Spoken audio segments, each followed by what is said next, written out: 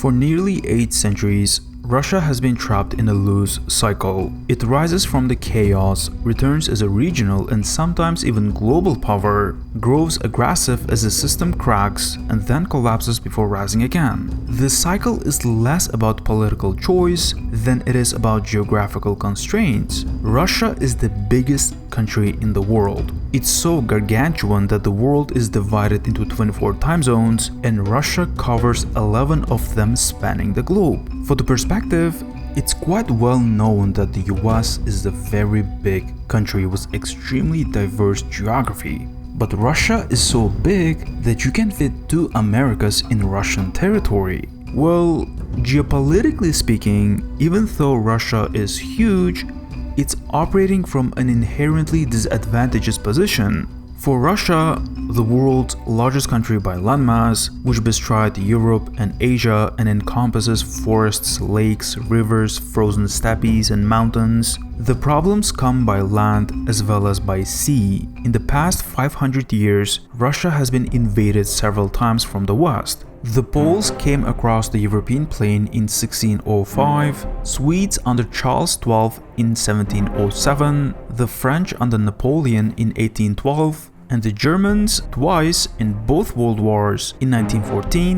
and 1941. Europe and Russia have been hotbed for wars and conflict.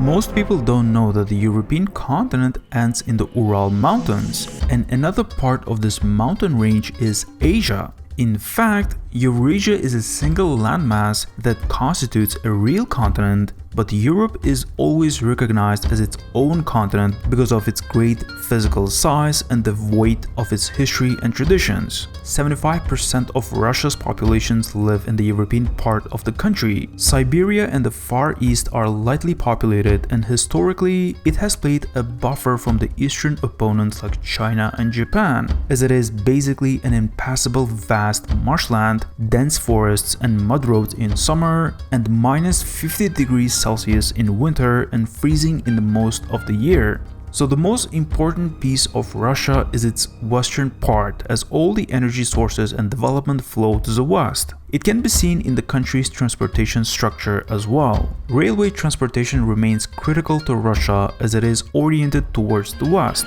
As you can see, most of Siberia is outside the range of transport. Sometimes a single map can reveal the most important thing about a country. In the case of Russia, it is this map. The European peninsula is surrounded on 3 sides by the Baltic, the Atlantic Ocean, the Mediterranean, and the Black Seas. The easternmost limit of the peninsula extends from the eastern tip of the Baltic Sea south to the Black Sea. The Baltic states, Belarus, Ukraine, and partially Russia are the eastern edge of the European peninsula. Much of Russia, on the other hand, is effectively landlocked, and thus Russia historically lacked its own warm waterport with direct access to the oceans. The Arctic Ocean is far away from Russia's major cities or any population centers, and ports in the north are mostly useless because its waters are frozen most time of the year.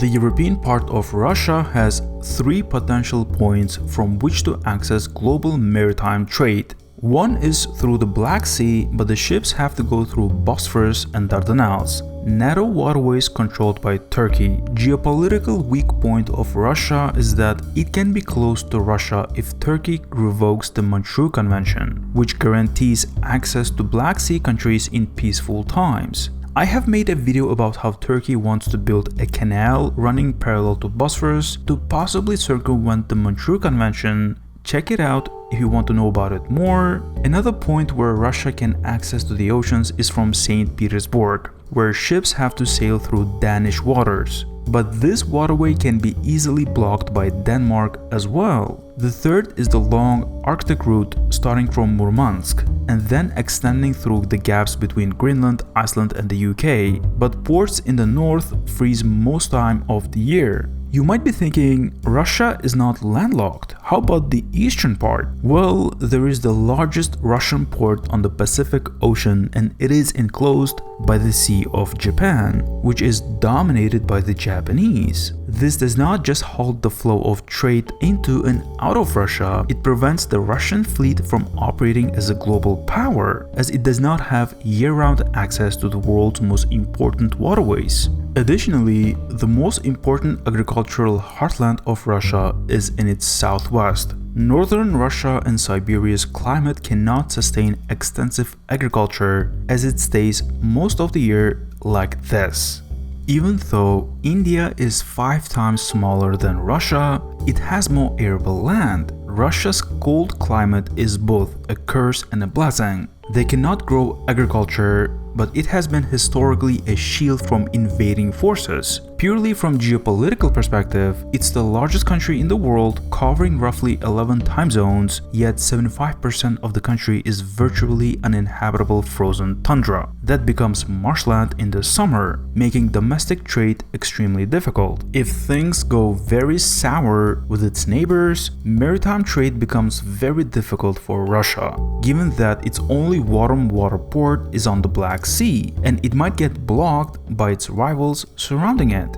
Thanks for watching. If you like this video, please hit the like button and subscribe. I try to do as concisely as possible since YouTube doesn't like long and thorough videos. I mostly do a video with little more background analysis and a little longer. Please check them out as well. And thanks to everyone who are supporting this channel on Patreon. If you want to support this channel, please go to this link and we can do cool stuff over there.